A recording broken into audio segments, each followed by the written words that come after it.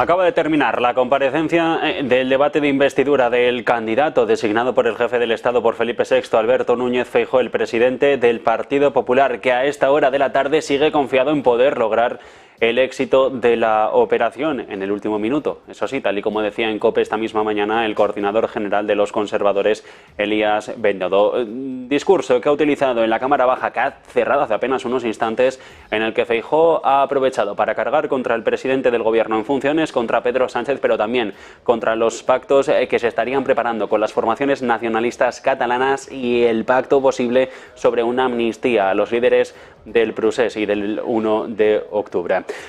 Concretamente, Feijóo también ha hablado de planes económicos, 6 pactos de Estado para desarrollar la economía y dice tener un crecimiento sostenido del sistema del 2,5% interanual en la próxima década. Ahora se sabe también que la tensión con China va cada vez a más. El presidente francés Emmanuel Macron está empujando a Europa a una lucha con el gigante asiático con un valor de casi $1 billón. Hablamos de la exclusiva de Bloomberg, que dice que el presidente europeo, el presidente francés, está liderando el enfoque más duro del bloque con China y sus prácticas comerciales. El gobierno de París ha asumido un papel clave a la hora de impulsar el cambio de política, según fuentes de la agencia americana, calculando que la inacción ahora pondría la economía del bloque en el camino de un daño a largo plazo. Al tiempo, Bruselas advierte a Pekín de que su postura en la guerra de Ucrania va a afectar a la relación comercial. Lo ha dicho hoy Valdis Dombrovskis, el comisario de Comercio Comunitario. Ha criticado el fracaso de los chinos a la hora de condenar la guerra de Rusia, dejando claro que el bloque no separará la economía de las cuestiones políticas clave. El letón le ha dicho a los periodistas en una rueda de prensa en la capital asiática esta misma mañana que el conflicto es una violación flagrante de los principios chinos sobre la integridad territorial. Y mientras tanto, los bancos centrales no dejan de subir los tipos de interés y sobre esto alerta Jamie Dimon. El de JP Morgan no ve al mundo preparado para tener los tipos en el 7%. Lo ha dicho en las últimas horas. En su opinión, aunque es posible, dice, que vayan a subir más las tasas y llevarlas a esos 7 puntos, la diferencia entre los 5 de ahora y esa cifra pasa por la factura que vivirá la economía, que será más dolorosa que ahora. Si van a tener volúmenes más bajos y tipos más altos, dice Dimon, habrá estrés en el sistema. Y Rusia, mientras tanto, parece que ha resistido las sanciones occidentales por la invasión, es lo que dice al menos un oligarca, el oligarca Oleg Deripaska, en una entrevista hoy con Financial Times, admitiendo su sorpresa por la resistencia del país después de una guerra que pensó llevaría a la quiebra al Kremlin. Deripaska, uno de los hombres más ricos de Rusia, le comenta al rotativo británico hoy que Moscú ha sobrevivido al esfuerzo por aislar su economía, desarrollando nuevos vínculos comerciales con el sur global y aumentando, además, la inversión en la producción nacional. Ojo también a noticia de la jornada, Glencore ha estado moviéndose en los límites durante meses, trayendo miles de toneladas de cobre ruso enviados a través de Turquía a Italia en julio de este año, lo que pone de relieve cómo los envíos desde terceros países oscurecen parte de la dependencia de Europa en materias primas rusas. El comerciante de petróleo y metales, cotizado en Londres, compró al menos 5.000 millones de toneladas de láminas de cobre fabricadas por la Ural Mining and Metallurgical Company de Rusia, que fueron exportadas posteriormente desde Turquía al puerto italiano de Livorno. No hay indicios de que Glencore haya violado, eso sí, las sanciones. Alertas la que se lanzan por parte de la Agencia Internacional de la Energía. Dice que la quema global de combustibles fósiles es elemento clave detrás del calentamiento climático. Dejará atrás los aumentos ininterrumpidos desde tiempos inmemoriales para empezar a caer antes de 2030. Lo dice el organismo que dirige Fatih Birol, que atisba un máximo en el uso de fuentes de energía sucias, incluso sin nuevas medidas contra la emergencia climática. En el escenario de cero emisiones netas en el 50, que es el más optimista, el descenso debería rondar el 25% en el transcurso de la presente década.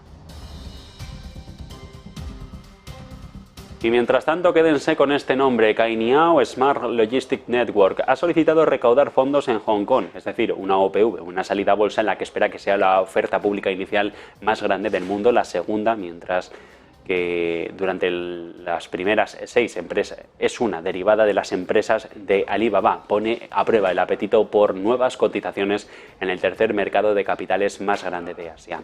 Según las fuentes de la operación, la empresa pretende recaudar al menos $1.000 millones sujeto a las condiciones de mercado. Una vez completada la escisión propuesta, Alibaba va a seguir teniendo más del 50% de la compañía. Mientras tanto, aquí en España, y aunque desde el Ministerio de Defensa se sigue esperando con impaciencia la solicitud saudí para aumentar su peso en Telefónica, la relación de creciente relevancia con el operador permanece inalterada y prueba de ello es que ambas entidades han formalizado sin problemas el primer gran contrato entre ambas, Telefónica, Ministerio de Defensa, tras la operación de STC. En concreto, el operador de telecomunicaciones sellaba hace unos días con el departamento de Margarita Robles un contrato para la implementación de la infraestructura de telecomunicaciones vía satélite para el Ejército de España a razón de un máximo de 38 millones para un proyecto que se prolongará durante casi 6 años en un periodo más amplio según diferentes estándares de los contratos públicos. Ferrovial ha puesto su punto de mira ahora en la República Checa para extender su presencia en el centro de Europa. Quiere crecer en el viejo continente tras hacerlo de manera significativa en Estados Unidos y Canadá. La compañía de Rafael del Pino, a través de su filial de construcción polaca Budimex, lleva meses ofertando por distintas obras, tanto ferroviarias como de carreteras, y ahora quiere dar un paso más y adentrarse también en este mercado a través de su concesionaria de autopistas Cintra. Adelanta hoy El Economista que se está conformando un consorcio para pujar por el proyecto de colaboración público-privada de construcción y explotación de la D35, cuyo valor se estima que pueda llegar a los 1.350 millones. Y mientras tanto, la crisis del aceite de oliva, con precios históricos tanto en origen como en los lineales de los supermercados, amenaza con llevarse por delante los objetivos estratégicos de Deolio. Se ha planteado un cambio en su plan de negocio. Este, aprobado en el 21 y con vigencia hasta el 26, queda ahora en el alambre a la vista del impacto que la escasez de la materia prima tiene sobre su negocio. Ya se da por descontado la revisión para un trimestre que será más retador que el primero. La campaña empezará en octubre, eso sí, será algo mejor que la anterior, pero sin volver a la normalidad.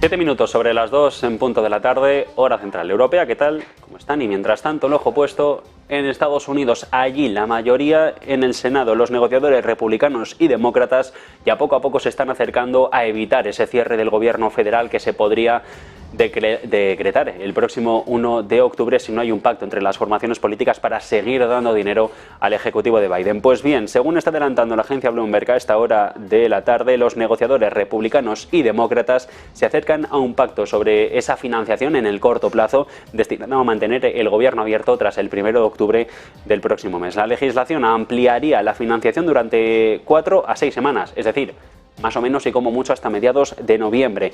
Se trata de un plazo más corto que una prórroga hasta diciembre, como suele ser lo habitual que los demócratas querían, pero que podría ayudar a que el proyecto de ley fuera finalmente aprobado por la Cámara. Si el Senado puede aprobar esta ley provisional, enviarlo a la Cámara, el presidente de los republicanos, Kevin McCarthy, lo que se va a tener ahora es que enfrentar a una decisión difícil sobre si asistir o no a la votación, con esa división que hay entre la sección más moderada y el ala dura del Partido Republicano. De momento no está claro si el proyecto de ley del Senado va a incluir ayuda en emergencia en casos de desastre, como los incendios que veíamos en las últimas semanas en Hawái, o asistencia a Ucrania para su continua lucha contra Rusia, que es uno de los puntos que más retan a los republicanos para dar luz verde a este proyecto de ley o no. No quieren seguir enviando dinero a Ucrania de una manera indefinida sin tener unos avances, o al menos que las tropas, las Fuerzas Armadas de Volodymyr Zelensky muestran ciertos avances en la contraofensiva lanzada hace ya meses, pero con un escaso resultado. Elementos buscados por la Casa Blanca de momento que no han sido adoptados por cierta parte de los republicanos, con negociadores del Senado que están empezando a plantear una votación del proyecto de ley en las próximas horas para convertirlo en una medida provisional con la que seguir financiando al gobierno federal. En el Senado, demócratas y republicanos a punto de ponerse de acuerdo, según Bloomberg, para seguir seguir financiando al gobierno federal para mantener abierto el gobierno a partir del próximo 1 de octubre, entre 4 y 6 semanas más, hasta noviembre, hasta mediados de noviembre, pero no hasta diciembre, como era el primer planteamiento de los demócratas. Esto está sucediendo en las cámaras legislativas estadounidenses, en las españolas. La actualidad también está tensa en las últimas horas, después de que hace unos minutos haya cerrado el discurso del debate de investidura, de esta primera jornada del debate de investidura, el candidato propuesto por el jefe del Estado por Felipe VI, Alberto Núñez Feijóo. El líder de los populares retoma banderas de rebaja de impuestos, pero también asume que medidas contra la pobreza y elevar el salario mínimo va a tener que ir dentro de su programa electoral si quiere convencer a parte del hemiciclo, que de momento es escéptico con hacerle presidente del gobierno. El objetivo de Feijóo, el del Partido Popular, es tener un crecimiento real medio del 2,5% cada año en la próxima década, asegurando una alta creación de empleo y más sostenibilidad, por ejemplo, para el sistema de pensiones. Se plantea, según Feijóo, lo que ha comentado en el debate de investidura, que va a seguir tras el receso de la hora de comer que se acaba de poner sobre la mesa. Es un programa económico mixto, combinando señales de identidad de los conservadores, pero también bajadas de impuestos, apoyo a las empresas y tomando banderas como la subida del salario mínimo interprofesional o el ingreso mínimo vital. En el plano fiscal a corto plazo, lo que ha planteado Feijóo es reducir el IRPF a las rentas bajas y medias. Estos serían con ingresos de hasta 40.000 euros para compensar la carga adicional que la inflación ha provocado en el impuesto. También extender temporalmente la rebaja del IVA a la carne, al pescado, a las conservas y un tipo reducido para la electricidad o el gas. La ayuda de 200 euros para los más vulnerables también se mantiene, aunque dice hay que acelerar las llegadas porque de momento no lo tienen la mitad de quienes lo necesitan. También se abraza la gratuidad del transporte público, aunque eso sí, se insta a la agencia tributaria por parte de Feijóo a un método para que su aplicación tenga un límite de renta.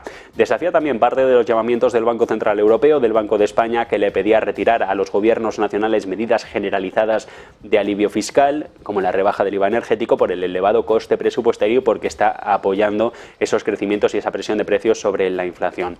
Más allá de las medidas urgentes, se ha planteado por Feijóo una reforma fiscal, medida excepcional, que los pequeños emprendedores que empiezan no pagan impuestos durante los 2 primeros años de actividad.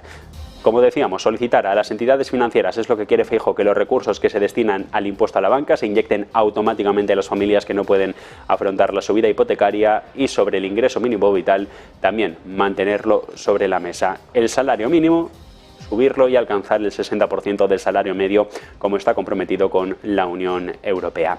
Hablaba Feijóo sobre pensiones, revalorización perpetua de estas ayudas a los más mayores, garantizando siempre y cuando la revalorización, ni congelarlo ni reducirlo como se ha hecho en años anteriores. Eso sí, no promete ninguna cifra, porque dice todavía hay que conocer la situación real, y sobre creación de empleo hay que hacer público los números de fijos, discontinuos, inactivos que existen, decía Feijóo, en nuestro país.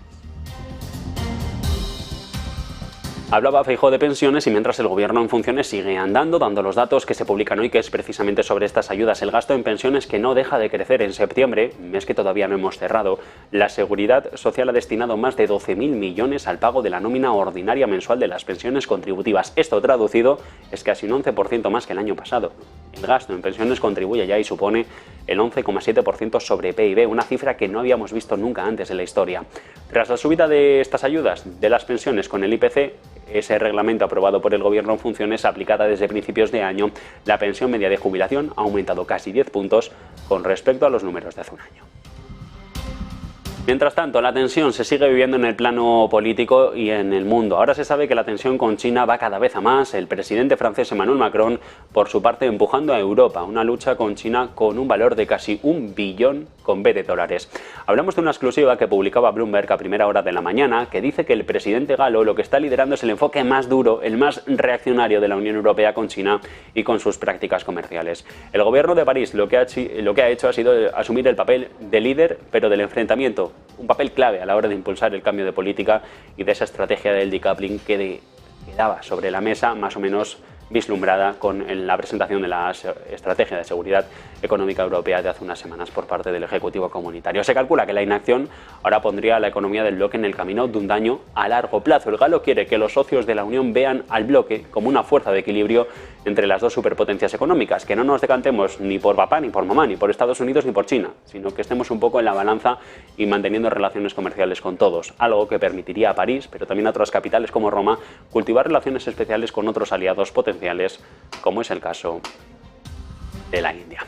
Al tiempo, sigue hablando el Ejecutivo Comunitario y desde la Comisión advierten a China de que su postura en la guerra va a afectar a la relación comercial que tienen con nosotros. Lo ha dicho Valdis Dombrovskis, el comisario de Comercio, el vicepresidente del Ejecutivo Comunitario. Ha criticado hoy en Pekín, a primera hora de la mañana, que China no condena la guerra de Rusia en Ucrania, dejando claro que el bloque no separará a la economía de las cuestiones políticas clave. El letón le ha dicho a los periodistas en una rueda de prensa en la capital asiática que el conflicto es una violación flagrante, citamos literal, violación flagrante de los principios chinos sobre integridad territorial. Lo ha dicho durante esta visita, que lleva en los últimos días 4 a China, donde ha advertido de que la posición del gobierno de Xi Jinping conlleva riesgos futuros para su reputación.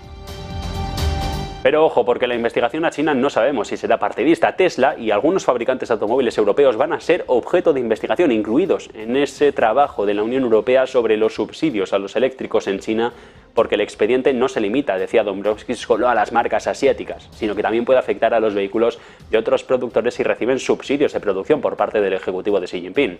Lo que quiere Bruselas es que Pekín haga frente al problema sistémico por las relaciones también de datos, pidiendo a China que proporcione más claridad sobre los requisitos de transferencia de datos y el almacenamiento local. Mientras los coches chinos quieren seguir aumentando su presencia en Europa, Chery International se viene con una fuerte ofensiva comercial al viejo continente y va a lanzar 5 nuevas marcas de coches hasta 2025. Y el consorcio asiático ha elegido a España como primer mercado para 2 de sus firmas, para Omoda y para Jaeco, que llegarán a finales de este año y principios del 24. Y de hecho será en octubre del año que viene cuando otras 2 van a llegar del grupo, mientras que en 2025 se van a lanzar a por otros mercados, en este caso en el norte de Europa, una quinta enseña que probablemente se llamará Exe. El posicionamiento de la última será más alto y comercializará únicamente modelos 100% eléctricos. Hacemos una breve pausa para publicidad y seguimos.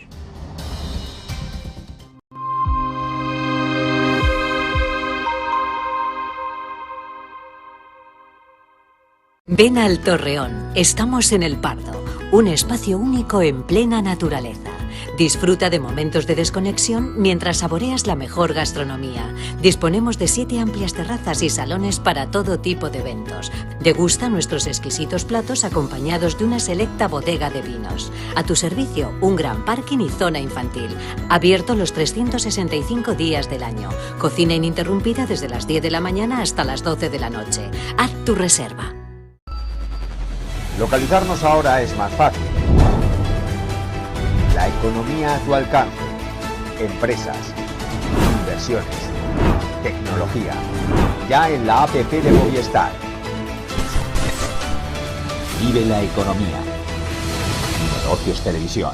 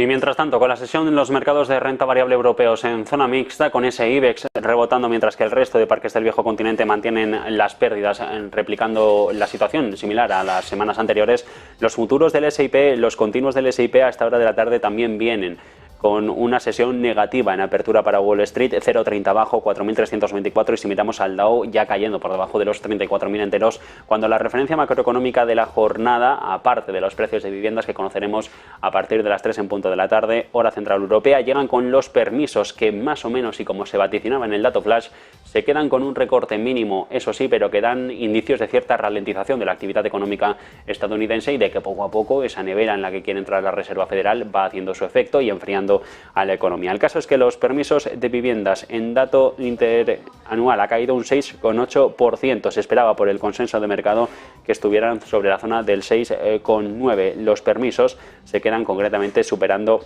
el 1,54 millones, pero eso sí, algo menos de lo que estimaba el conjunto de los inversores. Pendientes, en todo caso, estamos de esos precios de las viviendas, aunque los futuros de Wall Street, tras conocerse poco a poco estos nuevos datos económicos, van a la baja. Y mientras tanto, volvemos al terreno geopolítico, porque mientras China lidia con sus propios problemas internos y los dialécticos diplomáticos con Europa, el inmobiliario sigue sufriendo. Algunos acreedores de Evergrande se acaba de saber que planean unirse a la petición de liquidación de la compañía si no hay un nuevo plan de reestructuración de la deuda antes del 30 de octubre. Dice Reuters que este plan, el de la deuda extraterritorial, el de la reestructuración, presentado en marzo, se ha visto sumido en la incertidumbre después de que el promotor dijera hace nada el domingo que no podía emitir nueva deuda debido a una investigación en curso sobre su principal unidad en China.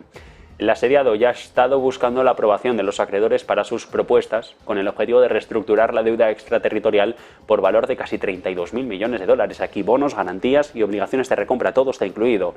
Según el plan Evergrande, que es el ejemplo paradigmático de la crisis del inmobiliario de China desde hace 2 años, había propuesto ya varias opciones a los acreedores extraterritoriales, incluyendo el canje de algunas de las tenencias de deuda por nuevos bonos con vencimientos de hasta 12 años. Un grupo de tenedores ya han dicho, y sorprendidos por el anuncio de no poder emitir más deuda, que no van a darle más juego, que ya están buscando reuniones para solicitar información y que si no les convencerían un nuevo plan de reestructuración antes del 30 de octubre, van a apoyar una petición de liquidación de la compañía ya presentada contra el promotor en el contexto en el que la crisis se sigue acrecentando sobre esta firma y sobre el conjunto de los promotores inmobiliarios del gigante.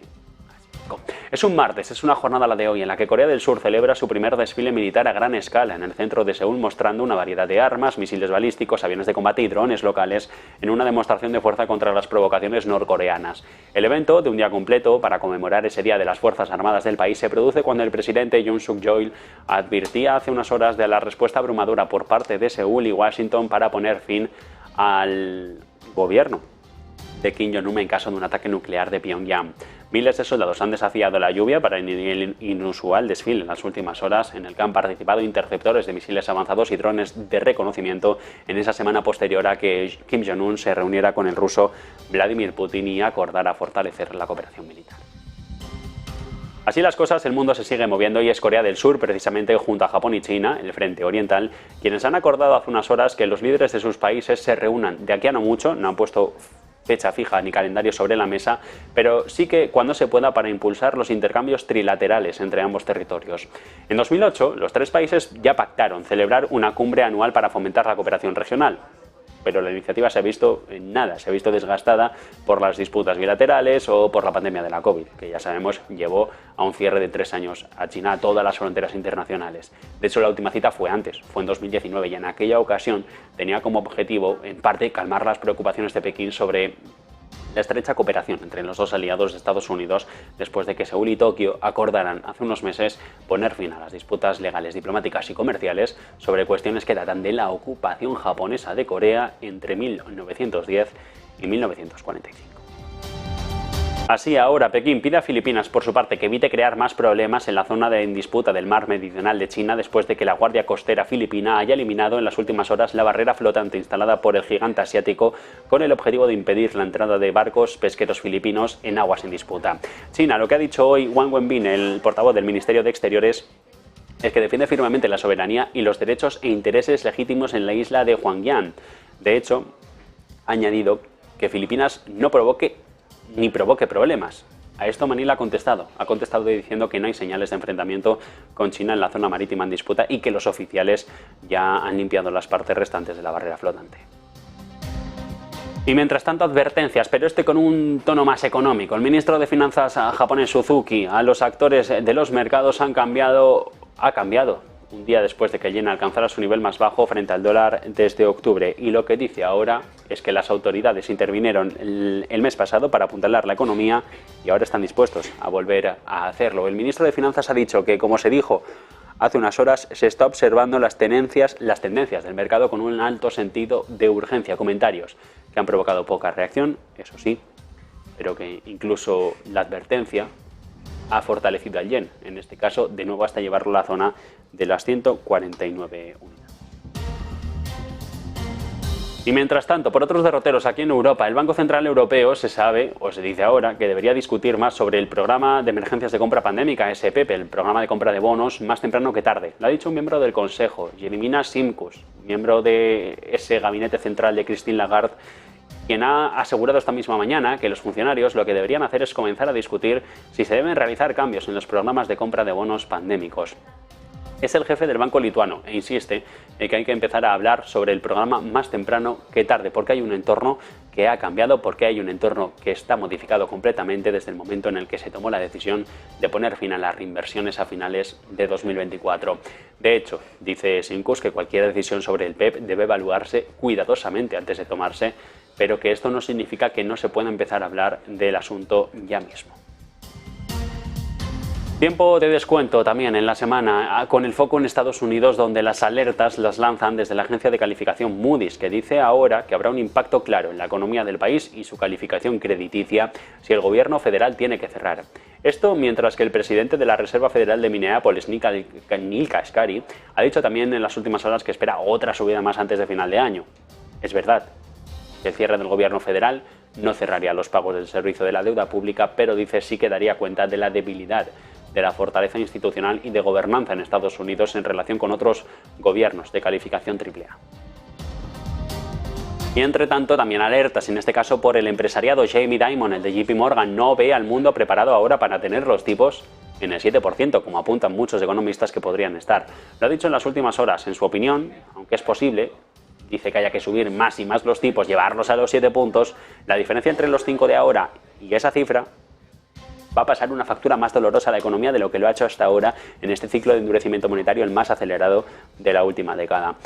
Decía Dimon, si va a haber volúmenes más bajos, va a haber tipos más altos, va a haber estrés en el sistema.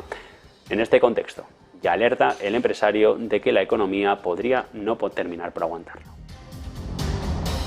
Y mientras los tambores de recesión suenan en Europa y con fuerza, el endurecimiento monetario del Banco Central Europeo en su lucha contra la inflación y además el desvanecimiento del apoyo fiscal van a pasar factura al crecimiento del viejo continente. Una situación que también se dejará sentir en el mercado y para la que los estrategas de Bank of America ya han lanzado las primeras voces de alarma.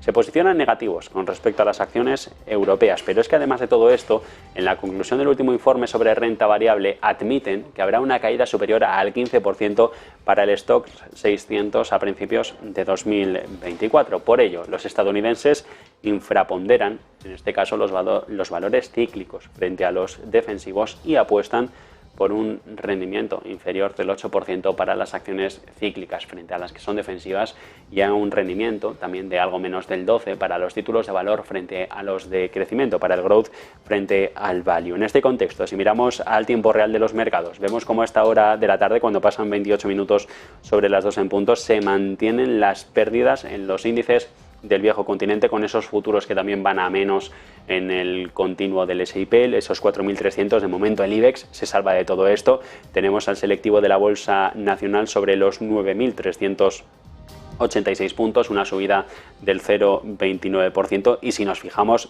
dentro de lo que está haciendo subir al selectivo nacional es Redella, la antigua red eléctrica. Está la energética subiendo un 1,74, algo similar es lo que está pasando en los títulos de CaixaBank, de Bankinter, también Iberdrola o Acciona. Las ligadas a energía, las ligadas a renovables están en zona de rebotes, en el entorno del casi el punto porcentual para todas ellas, y de las correcciones de ayer vuelve a recuperarse el turismo. mismo. IAG a esta hora de la tarde subiendo un 1,12%, eso sí, ni de lejos se acerca a esa cota de los 2 euros del título, y más allá de esto, Amadeus también hoy en zona de compras, 0,17 arriba, y la que no se salva de las pérdidas ya por tercera jornada consecutiva vienen a ser los títulos de Meliá Hoteles, de la compañía hotelera, que retroceden sobre el entorno del 0,26%. Si miramos al resto de parques del viejo continente, más o menos la situación es bastante similar, pero hacia la zona de pérdidas. El CAC está a punto de perder la zona de los 7.000 enteros, la caída es del 0,31% y se queda por encima en 68 puntos de esos 7.000. Y si miramos al Xetra, el DAX mantiene un poco el mismo tono de corrección que el resto de pares europeos, 0,32 abajo, y esta sí alcanzando esa cota de peligro de los 15.200 enteros. Milán, por hacer la foto completa, la tenemos en los 28.070 con una cesión del 0,15%, y si miramos a Londres, el FT100, eso sí, aquí sí que va a compras, 0,11 arriba, 7.642. En divisas, par euro-dólar, según los mercados, está en el 1,06040, y la situación tampoco se escapa de los rendimientos de los bonos de los europeos, que de momento mantienen el tono negativo en la jornada. 30 minutos sobre las 2 en punto de la tarde, hacemos una pausa y seguimos.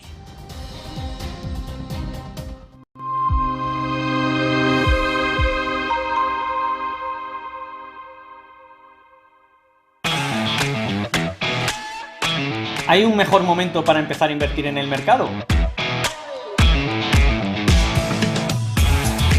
¿Hubiera sido lo mismo empezar a principios de 2020 que después de la caída del COVID? Probablemente no.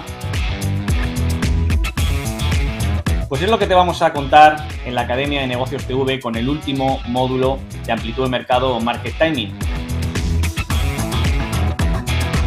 Vamos a intentar recopilar todos los indicadores, todas las herramientas, todos los sistemas de cobertura que utilizamos para que veas y eleves tu trading a un nivel mucho más profesional. Soy Víctor Galán y voy a ser tu tutor, tu profesor, durante este apasionante módulo de 8 capítulos. Te esperamos y esperamos verte pronto.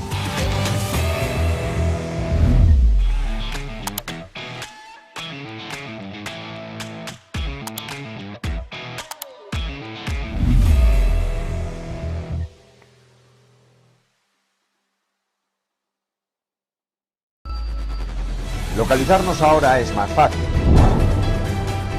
La economía a tu alcance. Empresas, inversiones, tecnología. Ya en la APP de Movistar. Vive la economía. Negocios Televisión.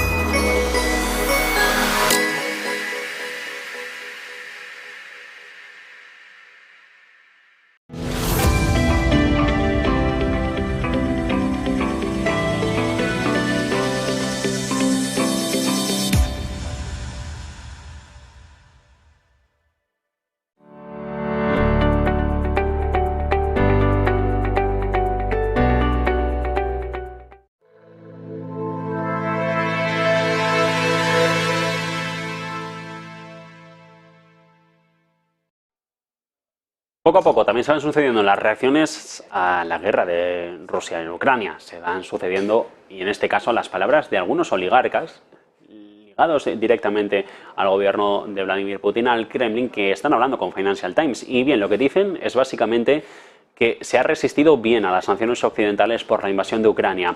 Es lo que ha comentado en las últimas horas Oleg Deripaska, un oligarca ruso ligado al Kremlin, como decíamos, en entrevista con el rotativo británico, admitiendo la sorpresa por la resistencia del país después de una guerra que pensó llevaría al Kremlin a la quiebra. Es lo que admite. Deripaska es uno de los hombres más ricos de Rusia y le comentaba al periódico que Moscú había sobrevivido al esfuerzo por aislar su economía, desarrollando nuevos vínculos comerciales con el sur global, pero también aumentando la inversión en la producción nacional. Y entre tanto, como cada día ha hablado con los periodistas el portavoz del Kremlin, Dmitry Peskov, y ha comentado en este caso que el presidente Vladimir Putin va a visitar China, sí, lo va a hacer en octubre previsiblemente, en el marco de ese foro de la Franja y la Ruta, lo va a hacer pronto, pero que no va a viajar a Corea del Norte como se especuló en un primer momento justo tras la visita a Vladivostok del líder norcoreano, de Kim Jong-un. Peskov lo que subraya hoy es que se ha acordado el calendario de viaje de Putin a China y que se comunicará de aquí a no mucho, pero de momento no, mientras que el ministro de Asuntos Exteriores, Sergei Lavrov, sí que va a ir a Corea del Norte, va a ir a Pyongyang en el mismo mes de octubre, en una fecha en la que aún está por acordarse, descartando eso sí de que Putin pudiera ir en el viaje con el máximo diplomático al país coreano. Después del reciente viaje de Kim Jong-un a Rusia, se ha informado de que básicamente la situación no va a ser similar y no va a ser una respuesta esa visita de Putin al país de la zona oriental de Asia. Y mientras tanto, un buque de guerra. Hemos sabido hoy que ha salido de un puerto ucraniano del Mar Negro, lo dice una fuente de la industria que no ha dado más detalles a la agencia Bloomberg, diciendo que ha sido el último eso sí desde que Kiev estableció un corredor humanitario temporal abrazando la costa tras la decisión de Rusia de abandonar un acuerdo que había permitido exportaciones ucranianas seguras. 2 graneros partieron la semana pasada del puerto de Kramatorsk a través del corredor humanitario con un viceprimer ministro que declaraba la semana pasada que 3 cargueros se dirigían a puertos ucranianos del Mar Negro para seguir exportando alimentos y acero. Los identificó como los graneros Azara, Jinhao y Eneida y dijo que debían cargar unas 127.000 toneladas métricas de productos agrícolas y mineral de hierro destinado, entre otros países, a China, Egipto y España. Por el capítulo de la guerra, el caso es que navegamos entre las aguas de las tensiones diplomáticas y ahora en las que pone el foco Estados Unidos, que dice que va a prestar a Polonia 2.000 millones de dólares a bajo interés para apoyar los esfuerzos de modernización de la industria de defensa de Varsovia en un raro préstamo militar directo. El Departamento de Estado confirmaba hace unas horas que proporcionará 60 millones de dólares en fondos de subvención para ayudar a pagar el préstamo y dar a Polonia una mejor tasa. Estados Unidos rara vez ofrece este tipo de préstamos directos y generalmente otorga financiación militar extranjera en forma de subvenciones, no préstamos. La última vez que lo ofreció fue Irak, fue en 2016 y 2017. Los fondos, en todo caso a Polonia, beneficiarán a los planes del país de ampliar el ejército, desinvertir en equipamiento ruso y modernizar lo militar, según ha confirmado eso sí el Departamento de Estado estadounidense. Y sobre la OTAN también hay nuevas noticias. Turquía quiere un pacto con Estados Unidos, ratificar la entrada de Suecia, sí, pero a cambio de los F-16 Ankara. Marta Vilar. Turquía quiere hacer un pacto con Estados Unidos que tiene que ver y mucho con la ratificación de su Parlamento de la entrada de Suecia a la OTAN. Y es que lo que ha dicho ahora mismo Erdogan, el presidente turco, es que Turquía va a cumplir su promesa de ratificar la entrada de Suecia en la OTAN siempre y cuando Estados Unidos le vaya a vender F-16 a Turquía. Esa es la vinculación, ese sería el pacto.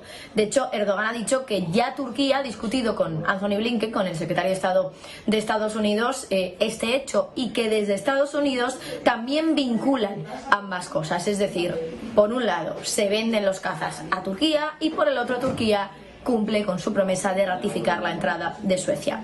Recuerden que por el momento los únicos 2 países que quedan por ratificarla son Hungría y Turquía. Turquía ya está poniendo encima de la mesa esa contrapartida, es decir, lo que tendría que pasar para que ellos pudieran ratificar la entrada de Suecia. Turquía era un país además que había puesto muchas pegas para la entrada de Suecia por esa quema también de los Coranes que se había sucedido en el país sueco, pero ahora parece que Turquía estaría dando su brazo a torcer siempre y cuando Estados Unidos cumpla con esa venta de F-16, de aviones de combate F-16 a Turquía. Gracias, Marta. Y entre tanto, sobre Suecia también ha hablado el primer ministro húngaro, Viktor Orbán, y ha vuelto a poner sobre la mesa una exigencia de respeto por parte de Estocolmo antes de que sean ellos, Hungría y Turquía, los que ratifiquen el intento de los nórdicos de unirse a la alianza militar. Suecia no tiene influencia sobre Hungría que pueda presionar al gobierno en la votación, de hecho ni siquiera el hecho de que la Fuerza Aérea húngara vuele aviones de combate suecos Gripen, pero sí que dice el mandatario que podría cambiar a otros aviones si ya no puede arrendar los fabricados por Saab. Turquía y Hungría son 2 de los únicos miembros de la OTAN que aún no han ratificado el intento de Suecia de llegar a la organización del Tratado del Atlántico Norte, una medida impulsada por las preocupaciones de seguridad del país nórdico después de la invasión rusa de Ucrania hace ahora ya casi 2 años. Mientras tanto, hemos sabido que varios barcos falsifican su ubicación para participar en actividades ilícitas, un número cada vez mayor que parece hacerlo para comerciar bienes que probablemente valen miles de millones de dólares pero que por las sanciones no se pueden vender en lo legal.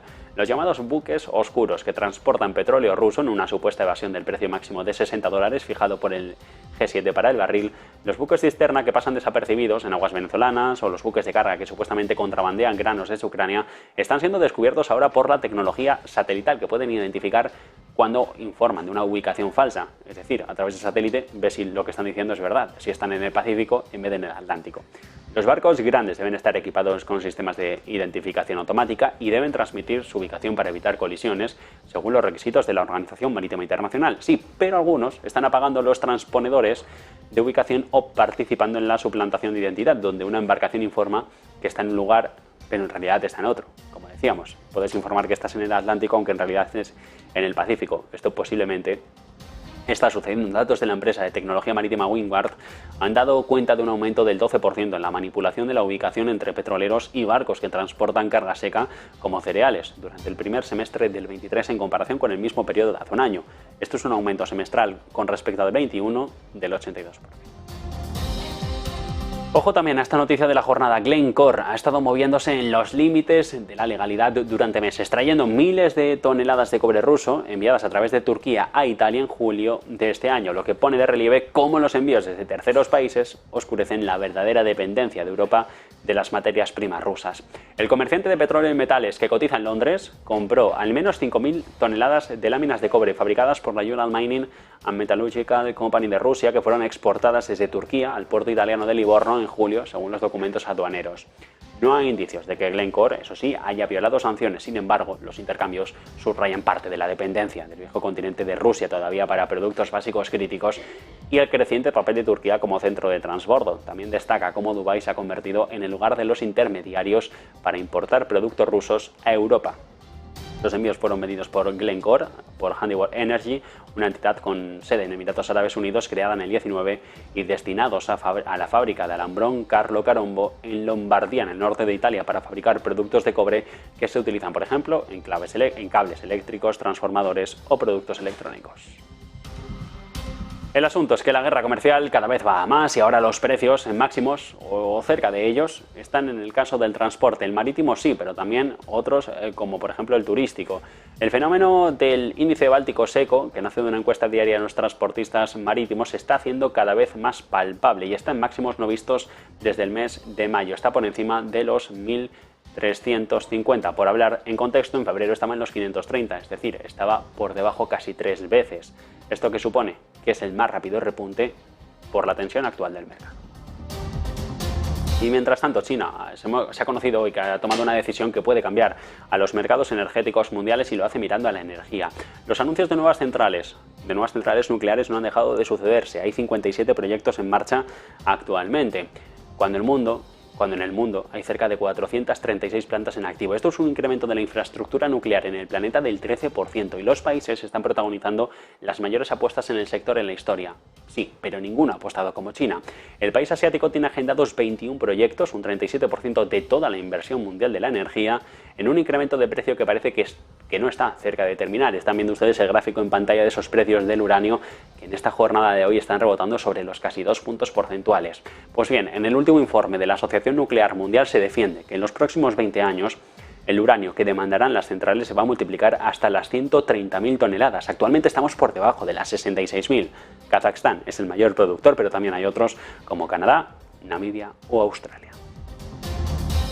Publicidad y seguimos.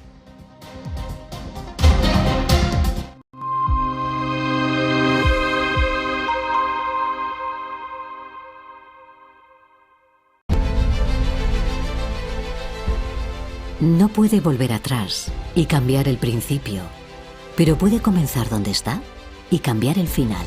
En Luna Sevilla queremos ser su asesor financiero de referencia para mejorar su presente y su futuro patrimonial, prestando nuestros servicios como agentes de Caser Asesores Financieros. Somos una empresa con una clara apuesta por la formación de calidad, la información transparente y objetiva, y por el asesoramiento financiero personalizado y continuado. Visite nuestra web lunasevilla.es o llame al 91 762 3442.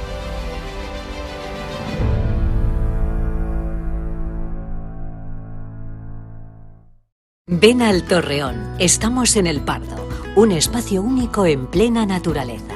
Disfruta de momentos de desconexión mientras saboreas la mejor gastronomía. Disponemos de 7 amplias terrazas y salones para todo tipo de eventos. Degusta nuestros exquisitos platos acompañados de una selecta bodega de vinos. A tu servicio, un gran parking y zona infantil.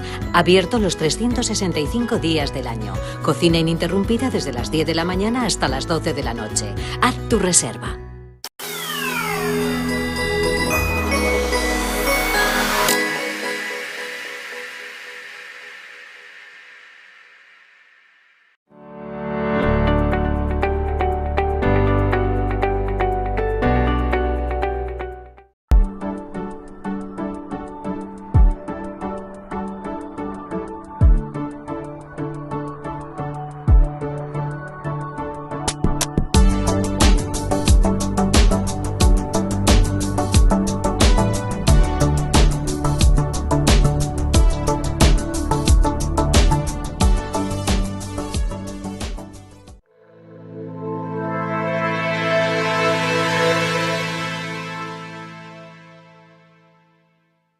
Estábamos pendientes del relato de la guerra de Ucrania y la última hora pasa por Alemania. Ahora es la responsable de Asuntos Exteriores, la de la diplomacia de la locomotora europea, Annalena Baerbock, la que dice Sergio Fernández y admite que las armas que se han enviado a Ucrania, que ese armamento que se ha enviado a las Fuerzas Armadas de Zelensky para la guerra con Rusia, está completamente obsoleto. ¿Qué tal? Muy buenas. Muy buenas, Javier. Como bien dices, durante una entrevista que ha mantenido con la CNN, la ministra de Asuntos Exteriores alemana, Annalena Baerbock, ha asegurado que gran parte del apoyo armamentístico que Berlín ha enviado a Ucrania está anticuado. Dice que no solo ayuda a prometer y luego que no se pueda cumplir o entregar cosas que no funcionan, precisamente lo que ellos han hecho. Además, dice que algunos de sus sistemas eran realmente anticuados, admitiendo que Berlín había recurrido al envío de equipo militar obsoleto o casi inoperante a Ucrania para luchar contra la agresión por parte de Rusia. Hay que recordar también que Ucrania habría rechazado previamente 10 arcaicos Leopard 1A5 de Alemania debido a su importante necesidad de reparaciones, lo que según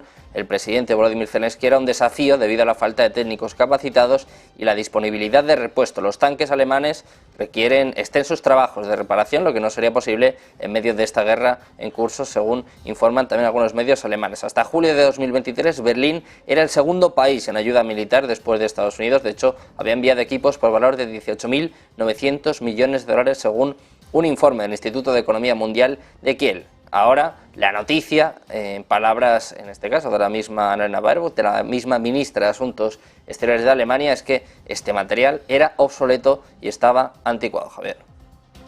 Bueno, pues la entrevista en la CNN de la responsable de Exteriores, que admite que lo que se ha enviado a Ucrania de momento es armamento obsoleto. Veremos a partir de ahora qué pasa tras ese envío aprobado y comienzan a llegar los Abrams estadounidenses y la petición de Washington a Alemania de que haga lo propio con los tanques Leopard, que son de fabricación de la potencia europea. Gracias, Sergio. Entre tanto, nosotros miramos al mercado. Lo vamos a hacer en los próximos minutos con Javier Molina, con el analista señor de mercados en eToro. ¿Qué tal? Muy buenas tardes. Hola Javier, ¿qué tal? Buenas tardes. Bueno, una sesión bastante apática. El IBEX, el FT100 son los que se salvan de las pérdidas aquí en Europa y los continuos del S&P que no dejan buenas vistas para lo que pueda hacer Wall Street. No sé a qué se debe tanto problema, no sé si todo se puede escudar en los bancos centrales con una estrategia que ya más o menos la hemos visto dibujada desde hace tiempo. Esta pausa, subida, subida, pausa.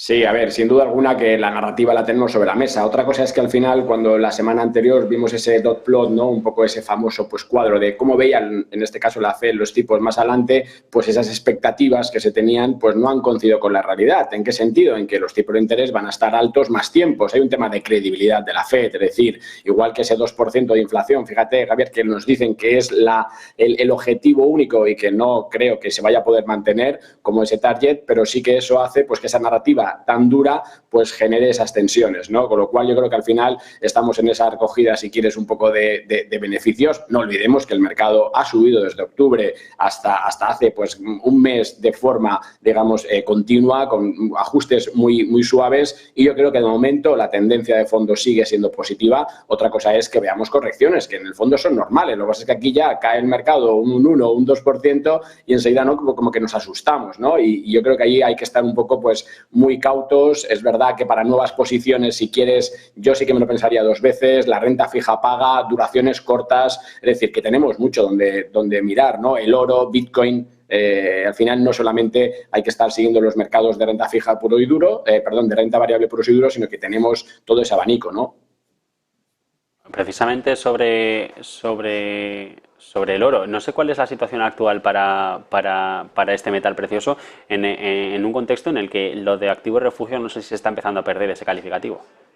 Sí, es cierto, ¿no? Que parece que al final pues lo que ha pasado en los últimos 2 años, si quieres, pues no hemos visto ese flujo, sobre todo flujo, porque fíjate que a niveles de precios no estamos mal, ¿no? Al final ese muro de granito que hay en los $2.000 es verdad que está de momento pues un poco siendo pues ciertamente relevante, pero sí que es verdad que estamos en esa zona pues que es cómoda, que los bancos centrales, fíjate, a nivel mundial ya son todos, o sea, están acumulando oros, como los BRICS están haciendo lo propio, con lo cual es porque algo en el sentido económico, esa recesión que todo apunta que no va a ser suave, sino que va a ser todo lo contrario, pues se atisba, ¿no? Dentro de las probabilidades. Y aquí al final nosotros tenemos que asignar al final probabilidades a esos sucesos y ver qué instrumentos pueden funcionar, ¿no? Dentro de que es verdad que ya esa idea, ¿no?, de refugio, pues ya no es todo tan refugio, aunque fíjate también, Javier, que ahora lo que no ha funcionado en estos últimos 2 años, renta fija de duración corta incluida, sí lo puede ser, ¿no? Oro sí lo puede ser, Bitcoin como activo descorrelacionado, con lo cual yo creo que en ese puzzle uno tiene que saber moverse, porque yo creo que vamos a dejar atrás, si quieres, pese a que lo que te decía, ¿no?, que el mercado sigue siendo alcista y uno tiene que estar dentro, con el paracaídas puesto, pero tiene que estar dentro, pero sí que empezamos a ver cómo la diversificación más que nunca gana sentido, ¿no? Y cobra especial interés, sea en oro, sea, como te decía, pues en renta fija, o sea, a lo mejor pues en mercados como China, ¿no? Que con esa descorrelación que ha manifestado, tal vez sea ese país, esa economía que ahora todos ponemos ahí en duda, pero es la que más recursos tiene, menos inflación, más capacidad de hacer política monetaria expansiva, ¿no?, en comparación con Europa o Estados Unidos. Precisamente sobre renta fija tenemos la palabra máximo, si nos referimos a la economía americana, tenemos el Treasury a 10 años en los máximos del 2007 y luego el dólar, que también está en máximos de 10 meses. No sé cuál es la valoración que hacemos de esta situación y cómo puede afectar luego al día a día del inversor.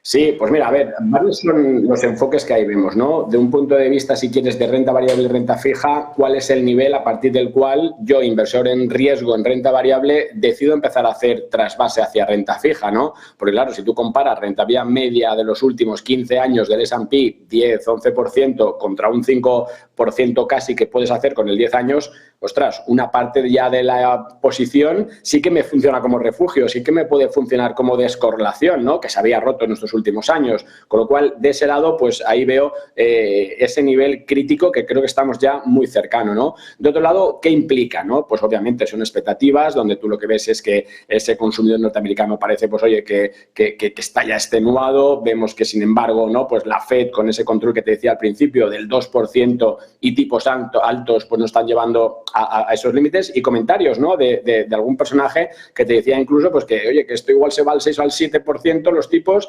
y no lo va a resistir la economía, ¿no? Pero ahí se están yendo un poco esas expectativas, ¿no? Y yo creo que ahí es donde está un poco reside el riesgo. Si te acuerdas, Javier, hace semanas, meses, que no lo oímos tanto, pero se hablaba de ese error de la Fed como uno de los causantes de ese cisne negro que algunos esperan en mercados. A lo mejor viene de aquí. ¿En qué sentido? En que, oye, pues si el mercado laboral sigue siendo fuerte, que aunque vemos algunas grietillas, pero todavía lo vemos resiliente, y la inflación no se controla, que tal vez pues la Fed lo que nos va a hacer es volver a subir los tipos, ¿no? Han dicho que una vez más, pero bueno, a ver cómo cambia ese discurso. Y eso sí que puede ser desencadenante, con lo cual muy importante observar lo que es la renta la renta fija, el bono a 2 años, el bono a 10 años y los niveles de volatilidad. Yo creo que ese es un poco, de un lado, lo que tenemos que tener ahora mismo en mente, y por supuesto el dato de empleo, que aunque sea retardado, sí que puede ser al final lo que nos dé ese extra, digamos, de riesgo, ¿no?, en un momento dado